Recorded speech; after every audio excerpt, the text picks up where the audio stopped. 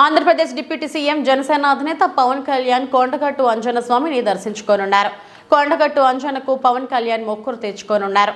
ఎన్నికల ముందు వారాహి వాహనానికి పూజలు చేసిన పవన్ కళ్యాణ్ ముడుపులు కట్టారు. ఎన్నికల తర్వాత డిప్యూటీ సీఎం హోదాలో పవన్ కళ్యాణ్ తొలిసారి కొండగట్టు అంజన్న దేవాలయానికి రానున్నారు.